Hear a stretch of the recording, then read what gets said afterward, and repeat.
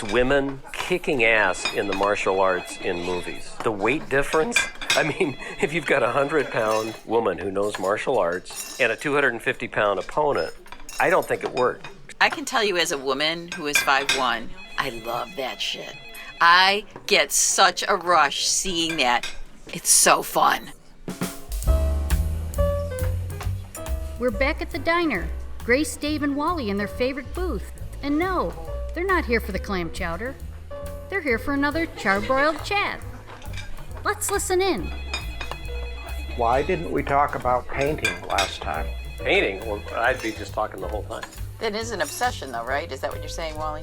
One of Dave's obsessions. No, but that was, okay, but that's a good, no, I see what you're saying. I thought you meant as a subject, but it's not an obsession if it's like your vocation.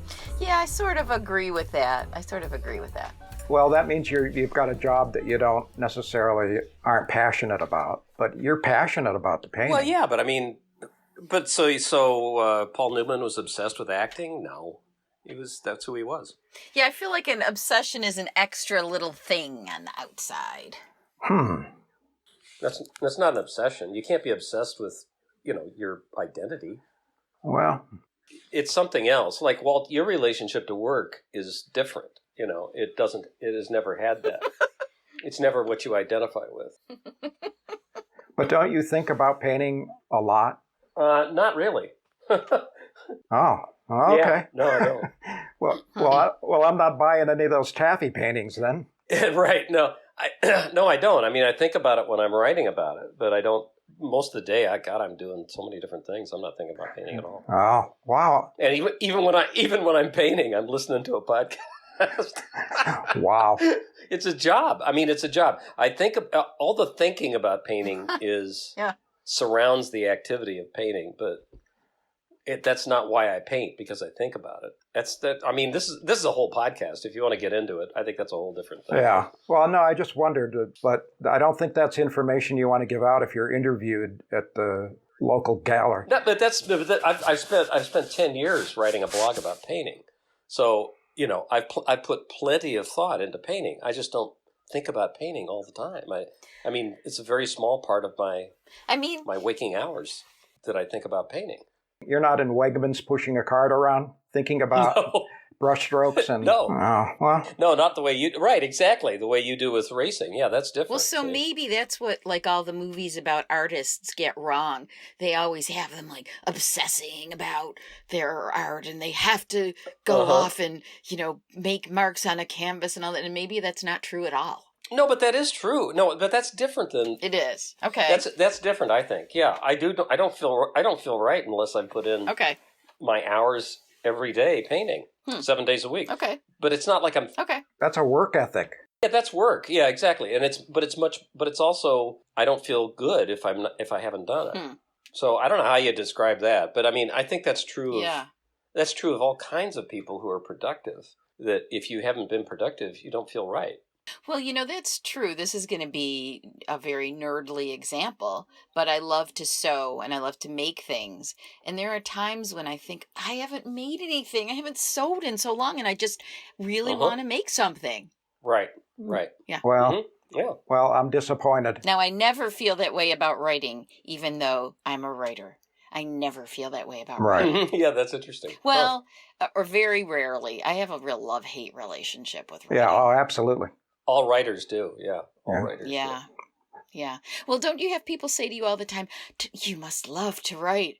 And I think, No, I do not. That's funny. I don't like, it's very similar to painting. Like, I love it when it's flowing, I sit down. When it's done. Yeah, when it's done. That's true of painting. I love it most when it's done. But with writing, I do kind of like the flow of it but getting started writing. Oh, it's horrible. Very hard, yeah. I just avoid it. I procrastinate. Yeah. I do anything else to sit down. Exactly. Yep, absolutely.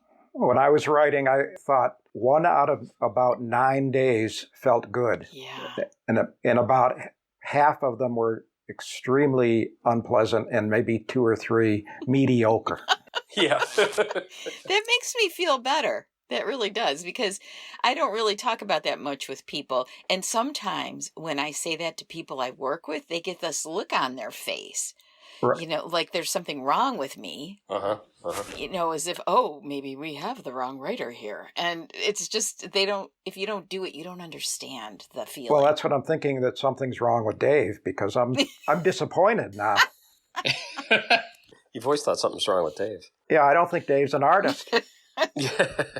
No, but no. I mean, what I said is, if I haven't painted, if I don't put in my hours of painting on a given day, I feel guilty. I don't feel right about. I don't feel good about myself. So it's You're no artist. You're no artist, dude. Them's fighting but words. that's right. Yeah, exactly. But that is compulsive, sort of.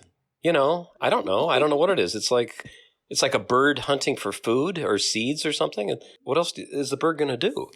Yeah, I think making things, definitely. You keep saying, Dave, it's like, what do you say? It goes back to hunters and gatherers or whatever. Yeah, I think so too. I mean, I think making things is like that. It's a more advanced survival skill. Yes, a more advanced survival skill. That's it. Exactly. And hitting a snake with a stick. Yeah, right. It's somewhat like that, yeah. Oh, okay. We cleared that up then. We don't have to do another episode on obsession. But we could do one on painting. Someone should make a note. I will. Okay. All right. Will do. Yes, sir. Take a memo.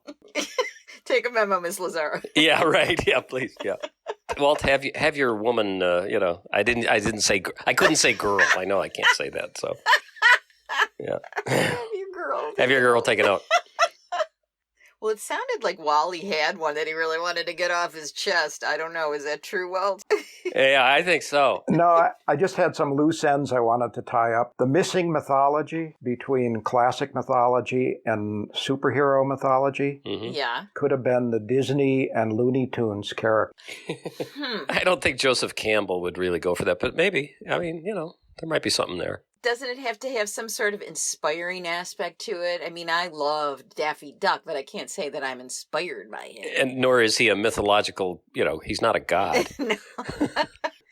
Honestly, I think we talked about the criminals, right? Like or the, right. Who else was it? The military, maybe, because we had just won so many wars. We decided that was it. No, I think movie stars. Where did we end up? What were the original mythology is like the Greek gods and all of that. And then what's the present day? Oh, the superheroes. The superheroes. Yeah, but I mean, Updike did an essay, I think, where he said that theaters took the place of churches. And so that... Man, I don't agree with that. Well, yes, you do, Grace. It's a very interesting comparison because you're sitting in rows looking at this kind of pulpit, which is the screen, and these larger-than-life characters, movie stars. But if you're talking about something that brings on like ecstasy, I think it's concerts. It's live concerts. Yeah. I would argue that. I agree. Yeah, I agree with that. Well, that's Dionysian. Yeah, I mean, it is. It's like Walt wouldn't agree with that. It's like a drug, yeah. Because Walt's a music hater. Isn't that true, Walt? You're a music hater. I idolize Elsa Lanchester and Gloria Swanson.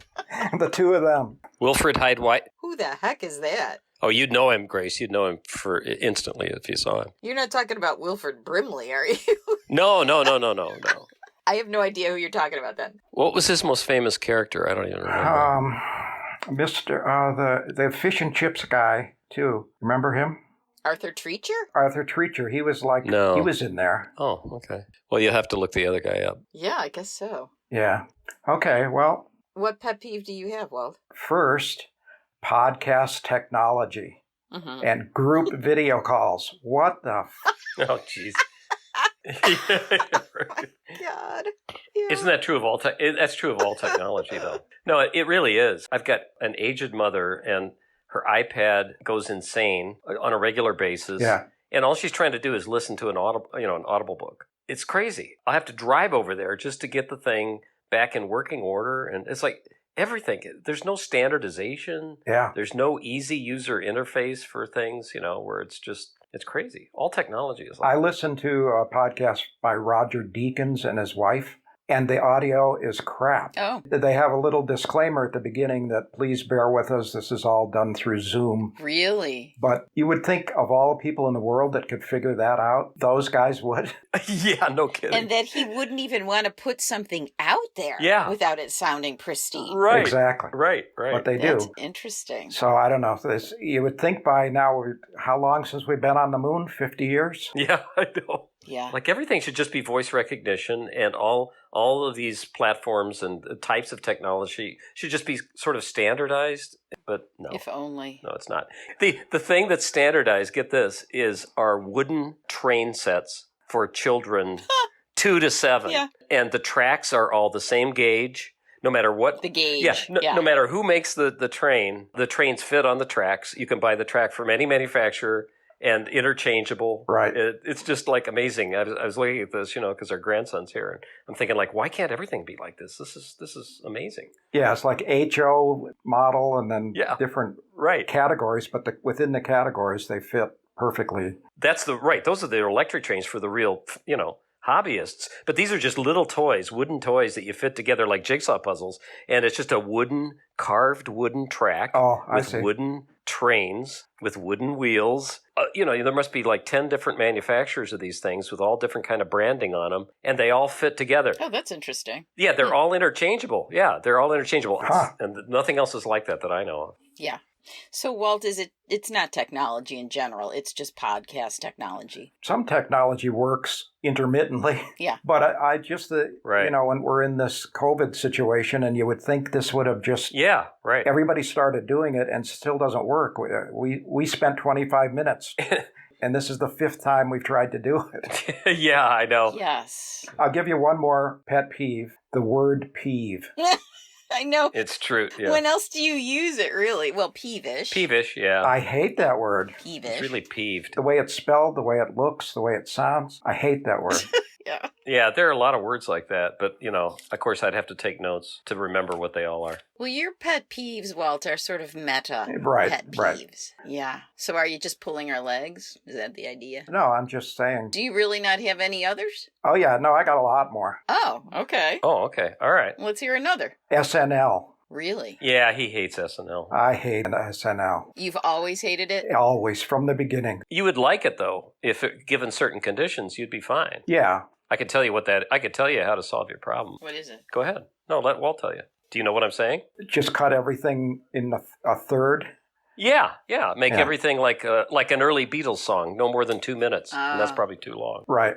That's my main SNL. Everybody says how wonderful it is, and it's been going on for 30, 45 years. I haven't watched it in probably 15 years at least. Oh, same here. And out of those 45 years, it's probably been funny about 3.5 minutes.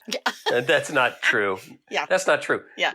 I only have certain periods of it that I cared about. And after Will Ferrell, that was it. Right. I just dumped it. But what Dave is saying, if you took the average skit and just stopped it 3 minutes in instead of 9 minutes in, that rating would go way up. Yeah. It's funny because on Key and Peele, I don't know if you guys watch Key and Peele. Yeah. But I think almost the 2 funniest sketches that I've ever seen on there were like a minute. Literally a minute. Each. Right. And they're brilliantly crafted, and that you can tell they didn't rush that. They wrote it and they rehearsed it. And of course, their writing is super good. SNL can't do that under the time constraints, but at the same time, I don't get the reputation, Yeah. When you think about it, everyone in comedy came from that show, though. It's almost hard to find someone in comedy who didn't. Oh, that's not, Second City was the other. No, there were 2 sources. Yes, of course. Yeah. The other night, we turned on Walk Hard. Oh, my God, that's so funny. It's just not given the credit. I know, it is. I remember when it came out, and I was like, I don't know. And then when I finally watched it, oh, my God, it could be maybe a top 10 comedy for me. Sure. Maybe. I've got to watch it. Yeah, I've never seen it. Little Dewey is having a machete fight with his brother, his 8-year-old brother, and he cuts him in half. No, that's a spoiler, Dave. Okay. And they call the doctor. They're fighting in the barn. They call the doctor. And the doctor comes into the house afterwards, and he says, I was not able to attach the top half of his body to the bottom half of his body. And Pa Cox says, "Speak English, Doc. We're not scientists." Well, Dave, it's basically Johnny Cash's life, right? Yeah, right. Yeah. I got it. Yeah, right. Like, whatever, Ring of Fire, whatever the hell. Yeah, what it was is. Walk the Line. Yeah, right. I read a really good article that said once you watch that, you can never watch like a musical biopic again without just cringing. Right. Well, it was after Walk the Line, right? I mean, that's what it was. It was making fun of that movie, I think. But yeah. I mean, there's a lot of others that Yeah, totally fall into that whole formula. Right. Yes, it's a very funny movie. You know, there are some really, really good skits though on SNL. Yeah. Unfrozen Caveman Lawyer. Yeah. I mean, there's nothing unfunny about that at all. I mean, there's not an unfunny moment in that entire, and it's not very long, and maybe that's part of it. But well, it's funny because my favorites were always Phil Hartman and Dana Carvey, but in terms of like the players, and Bill Murray, but the single funniest one I ever saw was, and I think it's maybe ranked up there by like everyone, is the one with Patrick Swayze and Chris Farley doing the Chippendales. Right. Yeah. Okay. I mean, you pee your pants at that. Chris Farley. Just the idea is hilarious. God. So funny. Well, I have some, and it's very interesting once I started thinking about them. I mean, one thing that you will all recognize, I'm sure, typos and grammatical errors drive me crazy. Right. Yeah. And there's so many. Yeah, they're just everywhere now. And the thing is, they are. I mean, you find them in the New York Times now. You find them in the Wall Street Journal. Oh, really? Oh, yeah. The Times is just so deteriorated. It really is. It's just crazy. I mean, they must have one copy editor there. Is that just on the web, or is it in the paper itself? Well, I get the paper too on Sundays. Yeah, that's a good question. I think I don't know if the paper, like, I don't know if the web gets posted more quickly, and then I have no idea. I can't remember that. I don't know the answer to that question. Is my long-winded way of saying that. But it's really bad. And then, of course, just everything online, it really drives me crazy. Yep. There's just so many errors everywhere. And the same thing applies to like restaurant menus. I hate restaurant menus I do, and I find them all the time. And I went into a restaurant the other day to pick up my order, and on the Apple Pay screen, they had the name of the street that they were on misspelled. I was like, well, Hurdle's misspelled there. God. And jeez. It just drives me crazy. And here's an even more ridiculous. Remove that from your shelf, sir. Well, I think they should correct that. And the other thing is, even in songs, I hear grammatical errors in songs. There are only two that I can call up right now. One is Prince, and I can't remember which Prince song it is. And one is an Of Montreal song where he says, "What has happened to you and I?" Oh, I don't. Well, everybody. It's you and me. It's you and me. That's just the new rule now. That's just the new rule. I mean, nobody says you and me. They always think that it's correct, even if it's the object of the verb. You know, it's correct to say you and I. Oh my God, that drives me crazy. It's insane. I sounds correct. It doesn't sound correct. It sounds like you know the trick. Yeah, it sounds like you know what you're doing. You know, it sounds like you actually know grammar. That's why they do it. Yes, when you don't. When you don't. Yeah, exactly. Okay, this is just very similar to that. It's the use of the past participle as a verb in all newscasts. I do not watch TV news anymore. I haven't watched it in years. But you'll get a reporter, and they'll be saying, like, President Trump making an ass of himself on the White House lawn, period. Making an ass of, that's the verb, you know. President Trump making an ass of himself on the White House lawn today, period. Wait, they use it as a whole sentence? They use it, they don't use it as the whole sentence. That's the sentence. They never use... Period? Yes, period. They never say the past tense of the verb. They don't say the present tense of the verb. And that's not just a tease or a... No, that's the way they start a story. And then they'll continue it. You know, it's like... That's weird. Joe Biden rebutting what President Trump said, you know, and sometimes it'll be a phrase that then introduce a quote or something like that. But it's like They've been doing this this has gone on for 10 years. I mean, this is what they do on the evening news on the network. So you don't think they're putting like a mental colon after that and then continuing with it? No. It's interesting. They are a mental colon. Yeah, right. Yeah, exactly. Right. And you know what they're turning all of the facts into? Right. Got it.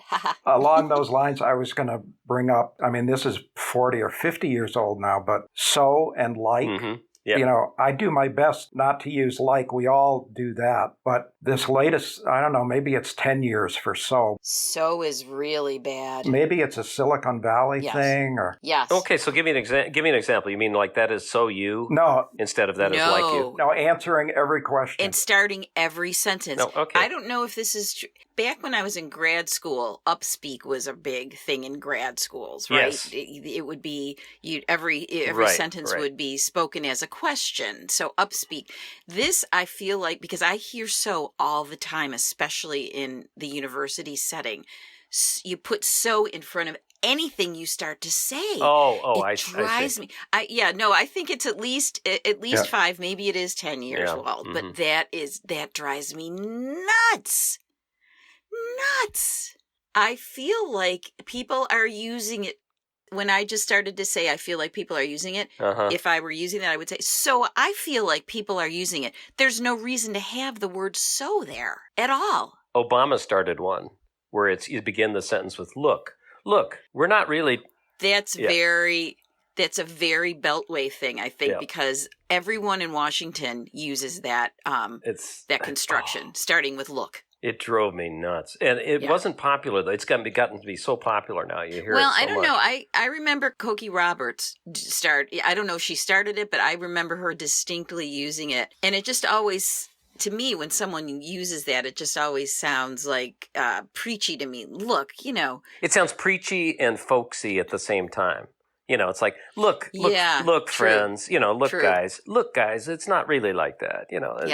It's ridiculous. I almost feel like and so is right up there with like and now. Absolutely, with its right. use. Oh, I see. That's where the like came in. Okay, now I get it. Yeah, okay. yeah. That drives me absolutely nuts. I'm glad you said that, Wally, because I would not have remembered it. The Valley Girl thing? The uptalk. Mm-hmm. That's the rising intonation. You know who else does that? Australians. Yes, that's true. Huh. Yes. Wow. You're right. I wonder if that came from there or why would it? But yeah, why would it? Yeah. I don't know. I do remember I had a very good Australian friend in grad school. She and her husband definitely used that. And I know that when you see movies or interviews with people who are Australian, definitely. But it's not obnoxious because they're Australian and they're fun to listen to. Yeah, right. Yeah, exactly. That accent, covers a multitude of sins. It does for me. Yeah. Yes. So is horrible. Okay. I've got a very minor one. It's women just kicking ass in the martial arts in movies. Now, I know that there have got to be women black belt, and they've got to be women who can do anything a man can do, given an ordinary opponent. But the weight difference, if you've got a 100-pound woman who knows martial arts and a 250-pound opponent, it's just not going to do it. I don't think it works. Except Keanu Reeves only weighs 120 pounds, so... Yeah, I don't think he weighs more than that. But that's a little I get it. Well, Billy Bob Thornton, he only weighs 100. Yeah, okay. Yeah, but he doesn't do martial arts. What have you ever seen him doing martial arts? I don't know. He's been in some dust-ups. Come out pretty well. How old or how big is that Rhonda woman? Rhonda, I don't remember what her last name is. Yeah, Ronda Rousey. Yeah. How big is she? I don't know. I don't know either. Oh, Venus Williams. I know. I'd go for, but it's like some of these. It just doesn't. And I know the thing that wouldn't bother me, except that they're trying to sell tickets, so they're casting women in these roles that men used to be in, just because they're trying to cater to a demographic, and that's fine. But it's like I just don't buy it. Charlize is really good at it, though. She is. Yeah, some of them. She is. Or Uma Thurman in Kill Bill. Yes. I buy it. I'm with it. I'm willing to suspend disbelief. But you're talking about Scarlett Johansson, who is like 5'1". Yeah, exactly. Yeah. You're right. These really fairly petite women who who are supposed to be these, Well, it'd be interesting incredible. to find out if there are some women of that size who actually could kick anyone's ass. That'd be interesting to find out. I'm sure they could. Yeah. But when I see them paired against these huge hulking guys, that's the thing. I mean, if they're paired against somebody that's 30 or 40 pounds over, and they're like an expert, and the other guy's just a regular, ordinary, angry guy, then sure, I buy it, totally buy it. But that's not usually the storyline. Usually they're paired against other, expert martial arts guys who are, twice as big as they are. Well, I can tell And maybe not. Maybe I can tell you as a woman who is 5'1", I love that shit. Of course. I get such a rush seeing that, even if I have to suspend my disbelief. It's so fun. I love it too. What was that Soderbergh movie? I don't know. I mean, none of us are going to remember it, but it came and went. But it had, oh God, it was like Haywire. Is that right? Haywire? I didn't see it. Yeah, I think you're right. Yeah, Haywire. I think that's what it was. And it had a woman. I think isn't that Rhonda woman? Yep. Yeah. Yeah. It was good, but she's not big. But I was totally into it. I loved it. She's 5'7", 134 pounds. Yeah, and that's okay. So she's a good size. That's a good sized woman, but it's still not. Yeah. It's not a 250-pound guy. But that I bought, and she was so good at it. I mean, the scenes were so good and convincing that I was the same as you, Grace. I just got into it. The new Charlize Theron movie on Netflix is awesome. She's immortal. Oh, what's the name of it? I bet I've watched. I saw it. I can't remember the name. I really like her physically in those roles because she did it in Ian Flux. Yeah. This, what else? There was something else that in Fury Road, right? Right. Oh, yeah. Yeah, she was in that, yeah. Yeah, Atomic Blonde. Yes. Atomic Blonde. Yeah, that's it. It's really weird with her. I really feel her acting tough. I don't feel it's natural. Do you know what I mean? It doesn't, you know how some actors, everything is just completely organic and natural and flows from them. I just feel like with her, she's acting the toughness. Mm-hmm. Yeah. That's just my gut reaction to her, even though I love them. And I think she's a good actress too. I don't know why. It just seems like I'm so gorgeous and I'm just going to act tough and it's going to go against type. Yeah. Yeah. But I think she pulls it off though. She's always had that though. She's hard. Yeah. I mean, she has a real hard persona. Right. And there is something kind of, I mean, didn't she see her father get killed or something? Her mother. Like she grew up in South Africa. Her mother killed her father because he was abusive, I guess. Oh, yeah.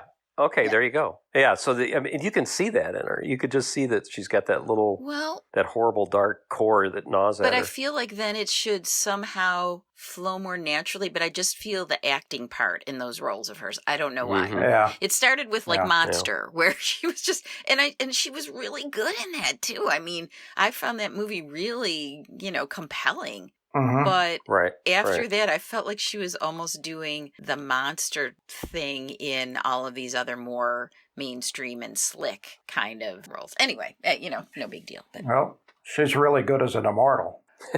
in the what? As an immortal? Yeah, she's really good. Oh, yeah, that's what they were. I can't remember the name of that dumb thing, though. It was an interesting movie, though. We got really excited about that subject, didn't we? Holy mackerel. Oh. Yeah, well, I actually put that on our list, I think, somewhere. Charlize. I put her on the list. Charlize, yeah. Mm-hmm. I have another related one. Actors breathing hard as a substitute for acting. Oh, yeah. And throwing up. The stress puking. Yeah, the stress puking has been going on for years, and it never happens in real life. So, what are examples? Stress puking? Or Well, what? I mean, just of stress puking or breathing hard, and who's guilty of that a lot? Keanu. It's not the actor, it's the script. I mean, it's the actor for Waltz, but it's the script for mine. Okay. Yeah. Yeah, Keanu, I mean, I he's don't know. not a good actor. But he's engaging anyway, There's something, just his starness. Right. His starness. Yeah. Now, I don't have an example of that. There's a lot of that. Like, you can see them running in place just before the take. Oh, that's interesting. Never thought of that. Maybe I'm not as critical of my actors. Yeah. And Keanu doesn't look 130 pounds to you. I'm sure that's the... I got to look him up now. That guy never ages. I mean, what amazes me is, I think he's 55, right? Yeah. He's doing another John Wick movie. I don't even know how the guy can last. It's Tom Cruise. How can he last? Yeah, Tom Cruise, yes, same thing. Tom Cruise too. Mm-hmm. Yeah. Yeah. And what I love about the John Wick movies is those are not CGI fights. He is fighting in them. I love that. It makes it so much fun to watch. He's 6'1". Is he? I don't see a weight, but Yeah, he's big. He's not 130 I'm pounds. sure he's very slim, though. Yeah. are you going to I'm sure make he's very Luis slim. watch Ted and what is it? Oh, we've already seen it. Well, we haven't seen the new one, though. We haven't seen the new Yeah, one. that's We what I saw mean. the 2 old ones. Yeah. You're going to make him watch the entire oeuvre? Well, he hasn't wanted to watch the 3rd one for some reason. I don't know why. Oh. Of which? Oh. What's the Yeah. series? Bill and Ted. Oh, Bill and Ted. Yeah, right. You know. Yeah. Yeah. They're making one with the original actors, right? They're going back. Yeah, it's out. Or it's out. It's out. Yeah. Okay. I didn't feel like paying $20 to see it, so maybe that's why we didn't. But he didn't seem that Yeah. interested in it, so we didn't. We haven't watched it yet. Sometime we will, though. I'm sure. All right. I have one that just kind of goes back to it's sort of a typo. Well, it's not really a typo, but I hate when people send me emails and say, "Hey, Grace," people that don't know me. Hey, Grace. Hey, if they say, "Hey, Grace," instead of "Dear Grace." That's always spam, isn't it? I mean, if they don't know you. Yeah, I guess so. But no, sometimes it's even people that I work with. Somebody who looks you up. I just feel like that is so unprofessional. Oh, And I know it is definitely an age thing, right? That's I know good. it's an age That's a thing. good one. However, when I was of a certain age, there were ways that I addressed my friends that I would never address people that I was writing to on a professional basis. That really ticks me off. Right. It's like, you don't even know me. Right. Hey, Grace. What about, so, hey, dude. You mean in an email from someone I don't know? Yeah, right. Yeah. Grace would really be offended by that one. Yeah. Well, in some ways, it might make it better because it would be so ridiculous. I would laugh at it. Probably. Do you ever say, okay, when you're talking to Luis, as he was growing up, did you call him buddy? No, I hated that too. Never called him buddy. Yeah, I don't like it either. And I mean, but I'm sure I've done it. I'm sure I've said it. And I have never done I it. see Matt saying it a lot. I see fathers talking to their kids at the playground saying that a lot. And yeah, it seems like, I don't know. I think you're giving up way too much ground. I agree. At Luis's school, Yeah. at his elementary school, and which I really liked. It was very progressive. It was a charter school, very progressive, very socially conscious and everything. But the teachers would always say to the kids, "Hey, friend, let's go over this way." And I'm like, Yeah. "Wow, he is not your friend. He's your student." Right. Exactly. It's better than, hey, numbnuts. Yeah, that's true. Right. Yeah. That's true. Hey, asshole. Yeah, I told you to sit down. Right. Yeah. Hey, you little dipshit.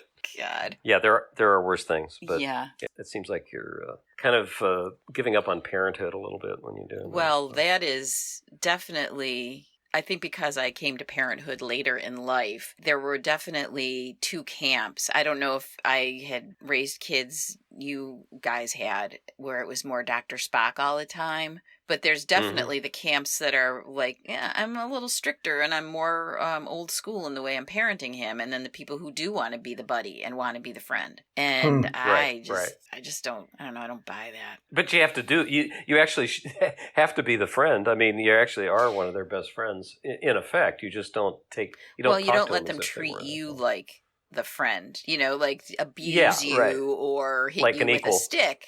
So, Yeah, exactly. Yeah. Exactly. Yeah. You're my friend, but I am not your friend. yeah, yes. Well, that is a tough one because I'm constantly having to say, he'll be like, "Why is that?"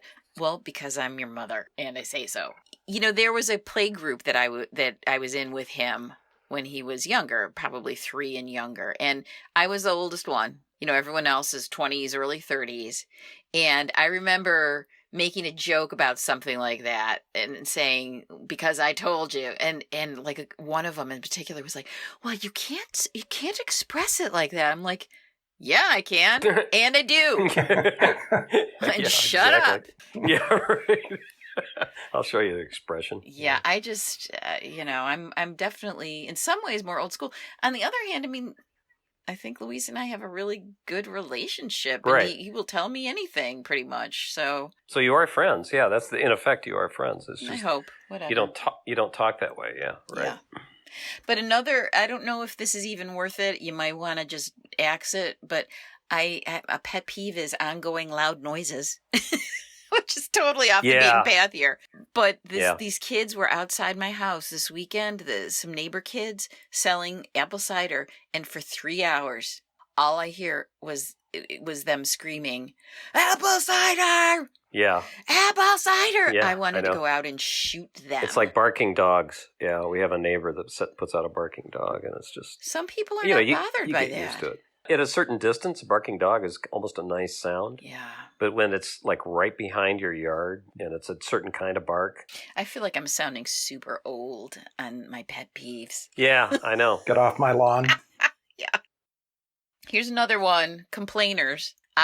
It really, really, really, and I think this is deeper than a pet peeve. This is obviously some kind of psychological issue that I have. But Nobody likes complainers. well, but Nobody likes it's complainers. not just complainers, but it's complainers who will not do anything about it. Yeah, right. That, Mhm. When I was in my 20s, I was in a group therapy thing, a group therapy group, right? And I guess, my counselor thought I would benefit from it.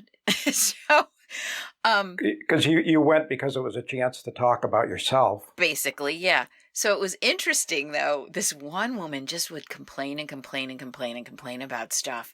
And at one point I said to her, "But you already talked about that. Why don't you do something about it?" And I made her cry. Oh.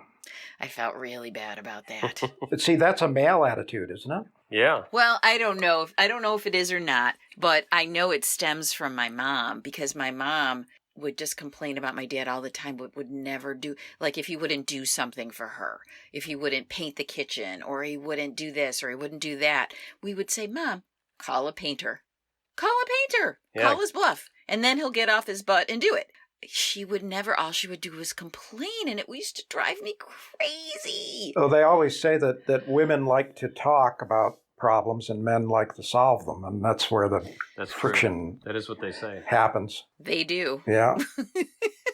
But I have a real problem with that, no doubt. And I couldn't probably be friends with someone who's like that. Well, I know people like that. Who are they in a generalization kind of way? Yeah. I don't know. Australian. Women like to complain. Oh, is that what you mean? No, that's not necessarily it. It is not a gender-based thing. I was trying to do an Australian accent, that's all. Oh, Oh, that was that rising intonation. I didn't come within half a Pacific of it. no. No, The key no. thing is doing a long A like a long I. That's the key Right. characteristic. So instead of mate, you say might. It's one of my favorite accents, though. It is a nice one. For sure. I Oh, yeah, I I've have a known... very. Go on. Go ahead. Nope, I'm done. Well, I have a very broad topic that you probably also have many candidates for. Things that end. You'll find something that's just exactly what you need and what it should be, and then it's gone. Yeah, that's bad. Yeah. Like there was a certain, some of these are like grooming things, which is, take that for what it is. But like there were these 1969 slim fit jeans at the Gap that went away immediately. Like I bought like 2 pairs of it, and I kept thinking like I could wear these for 10 years. Then they were gone. They moved on to something else. Flex shampoo. Did anybody ever buy Flex shampoo? Flex? Flex, Flex. I Yeah. barely remember it. Yeah, That's it funny. was. I think it was probably the cheapest shampoo on the shelf. It was like Flex. it's $1.25, $1.50, something like that for a whole bottle. And now they discontinued it. There's no explanation for why they discontinued it. And you can if you want to buy it, you can go on eBay and spend $25 a bottle or something for it. There's the black market. There is a demand for this shampoo. Yes. Yeah, it's the black market for Flex shampoo, and it was like the perfect shampoo. And it was just like your hair felt just the way it should have felt after you washed it. Wow. You used the shampoo, and it's gone. It sounds like you've done commercials for shampoo, Dave. I don't. I know it does. And then there was there were these like stretch running pants that I run in, and I bought a pair that was like the perfect fit. And then when I went back and bought exactly the same thing, exactly the same manufacturer, and the same type, that like it was. The elastic was tighter or something. The fabric didn't feel the same. It's like why? Why did they change this? I don't get it. It was just perfect. And why can't there can't be like they can't have a product that actually sells and they don't they don't change it. They're like the 2013 MacBook Pro. I've never looked at another computer since then They should keep making over and that over and over model with all of those features over and over again. Let other suckers buy these new models, with all of these bells and whistles and stuff. But just keep selling the 2013. And this got into that other subject we were going to talk about, yes, which is the repairing stuff yourself. And I've gone in and repaired almost every component of one of those computers. Because I love it so much. That's interesting. You'd think it would just die after a while. It doesn't. No, not if you keep. And you can at least buy the parts. I mean, you could still get the parts for it and stuff. So yeah, you keep going. There was a show on AMC called Rubicon, which was kind of like 3 Days of the Condor, but it was a very quiet, low-key CIA thing. It was a think tank that was attached solely to the CIA, and they did studies and they did analysis and they gave advice on what to do in a certain situation, whether to drone a certain terrorist in the Middle East and all this. And there was a mystery of something going on. Somebody that worked there was killed. So it was a murder mystery in 10 episodes. And it was just fantastic. And it just got all these tepid reviews. And it was never extended beyond one season. I even bought it. And it was gone. Yeah, just gone. It was great. Like this one I was talking about, Walt, what is it? The Bureau. The one about the French CIA. It's even better than Rubicon, but it's in that same mode where it's like the daily life of these people who are actually doing the intelligence that's behind so much of what goes on in, the military or foreign policy and stuff. And then one other one, double stick popsicles. Mm-hmm. You remember those? Mm-hmm. Oh, yeah. Yeah. They don't exist anymore. Well, they didn't. Okay, they didn't. And I thought of this a year ago and I went looking and it was just like all these single stick crappy popsicles that didn't taste at all like they did, 50 years ago. Yeah, the good ones. Who made those? Yeah, like the really good, popsicle. It's just the brand. Right. Yeah. So I go in like several weeks ago, I go to Wegmans to buy the single stick because we've got, our grandson here and everything. And they're back. How exciting for you. It was like, okay, finally something that was perfect. It's come back. That made 2020 for you. Yeah, that was Forget it. about the pandemic. I am happy now. But it's more than about popsicles, Grace. It just shows that, these things that go away, they can come back. Yeah, and sometimes they shouldn't have left. Yeah. What was it that you liked about the double? I don't know. It just tasted different. And these do taste better.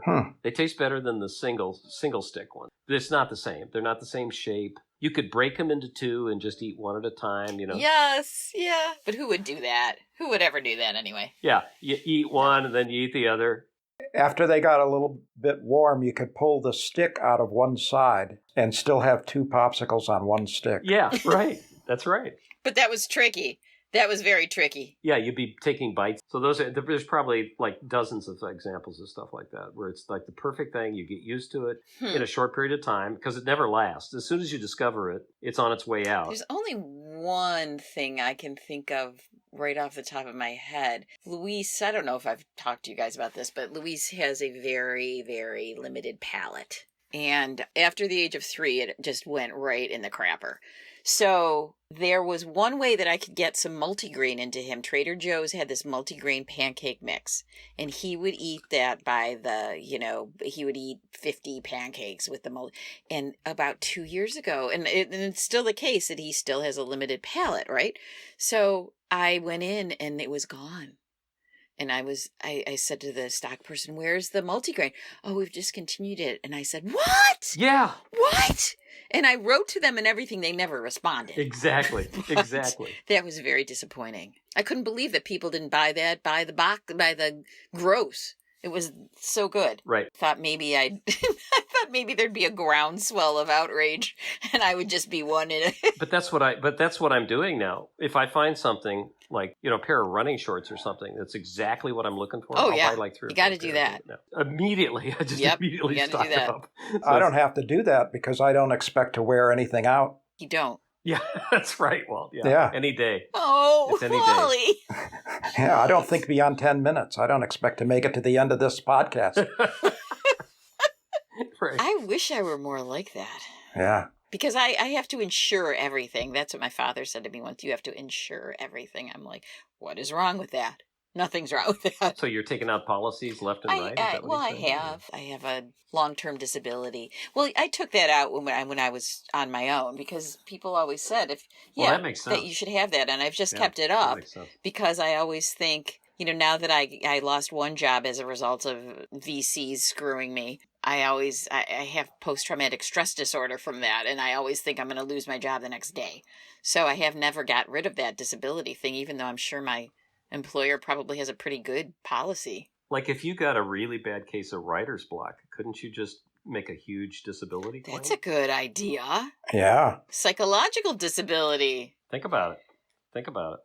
Now, one thing that was really interesting too, and it ties into our last episode on obsessions, I thought to myself, well, here's what I think are my pet peeves, but maybe I should ask Luis what he thinks are my pet peeves because he's probably the victim of them. That's a good idea. So I said, what do you think is my pet peeve? And he said, and I had just been thinking about this, he said disorganization. And all of a sudden I thought, wait a minute, that is organization is an obsession of mine. That is probably my biggest obsession. I like that. I have to, everything has to be organized. And if it's not, it really flusters me. When I used to write papers in college and grad school, I had to take everything off the desk in front of me. I could not have any kind of clutter or disorganization in front of my face. Yeah. And I'm still kind of like that at work. What's in front of me is very minimal. I do that. I've had a blank desk for years. Yeah, you're a clean desk operator. Definitely. Yeah. You give away books. Not like Dick Van Gasbeck. Oh, God, no. Oh, jeez. Oh, my God. Oh, my God. Yeah, that was... Yeah, for me, going into his office it was so extreme that it made me laugh. If it maybe had been less extreme, it might have bothered me. Yeah, disorganization in my field of vision doesn't bother me all that much. It's like this house is just like a hurricane has gone through it. Every surface is covered with evidence of the kids and will, and that doesn't bother me at all. I'm just life, that doesn't bother me. But I am organized in terms of my routine and what I'm doing productively and everything. So it's different. Yeah. I don't like clutter. I like physical organization. I like mental organization and I like physical organization. Mm-hmm. Both have to be there. I mean, I've had people get mad at me I remember very distinctly in college doing laundry with one of my roommates, and she would take the stuff out of the dryer and fold it, and I would refold it because I didn't like the way she was. Oh, God. Yeah. Okay, now, this is... Yeah. And she got mad at me, and I don't know why. Now we're into obsession. You're right. That's a different topic, yeah. But I think kids definitely make you loosen up on some of that stuff now. Yeah. When I fold my towels and I fold my linens, it's just barely is folded because you just don't have the time anymore. Right. Right.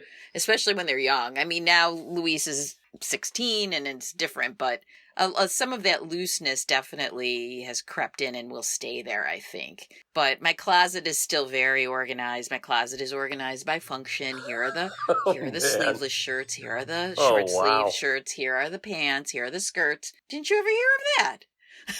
Come on. That seems like the American Psycho closet. Yes. Oh, I would give anything to have a closet like that. There you go. That's perfect commentary. Cecilia is like that to the point where I basically don't have to do anything. Really? Because I can't do it well enough. Oh. Yeah, same here, Walt. Same here. Wow. I can't fold clothes to her specifications, and so, I can't load the dishwasher correctly. I totally get that. I don't have to do anything. We are the people that keep the world going. Yeah. The organizers. Yeah. And in fact, if I could, and I would love to do this once I retire, I mean, I would do it now, but I don't think in Buffalo I could make a living at it, not a living that I need to make sending my kid to a private school. But after that, after I don't have to worry about those expenses anymore, I would love to be a professional organizer. That's a job. I would totally do that. Yeah, no kidding. Yeah.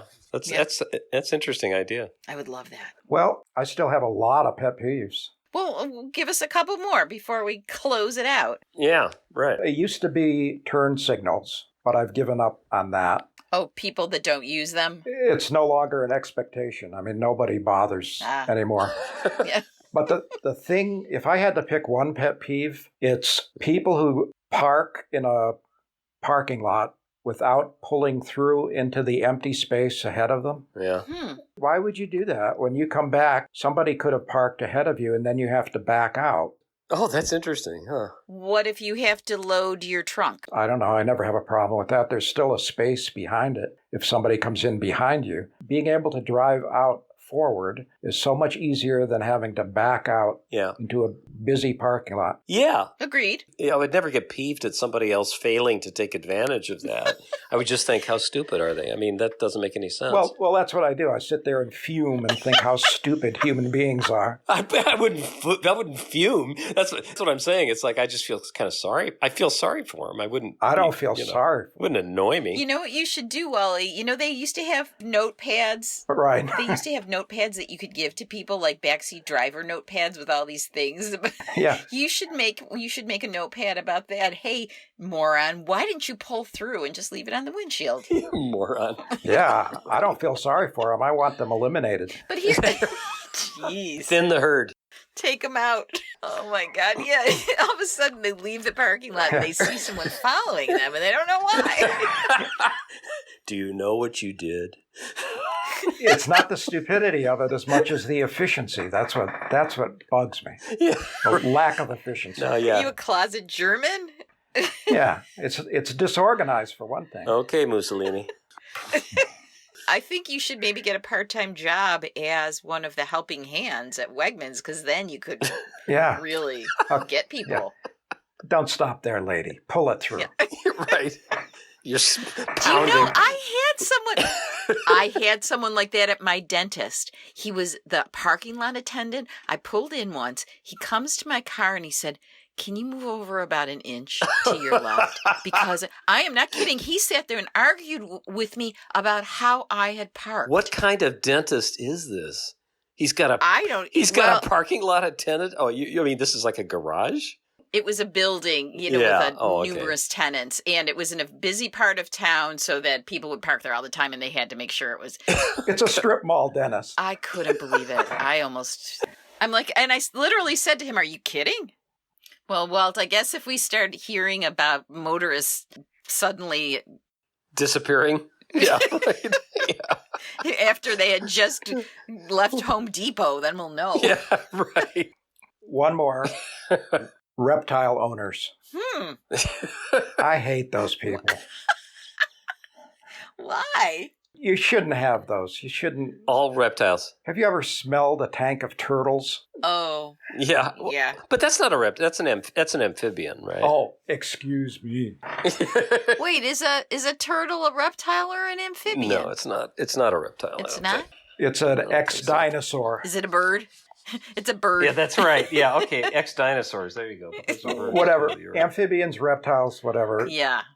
An old neighbor of mine had apparently an illegal reptile business. And it's a turtle. Turtle is a reptile. Toad is an amphibian. I knew that, right. Dave. Come on. Come on. Go figure. Yeah, go figure. What's a frog? Frog is an amphibian. Amphibian. Because they start out in the water and then they can go on both. Those are the characteristics, right? It's water to land or what is it? No. Unlike amphibians, reptiles breathe only through their lungs. Amphibians, I guess, have other ways of breathing. Okay. Well, don't own a pet that doesn't have fur. Yeah, right. Let's just stop right there. Yeah. It's creepy. It's creepy and disgusting. Okay. That's it for this episode. What's up next? No clue. Best way to find out? Subscribe. And if you'd like to get in touch with Grace, Dave, and Wally, it's easy. Tweet them at charbroilc or send an email to charbroiledchats@gmail.com. No, I'm not spelling those out. Look them up. Tweet, email, subscribe. You have nothing to lose. Except a little self-respect.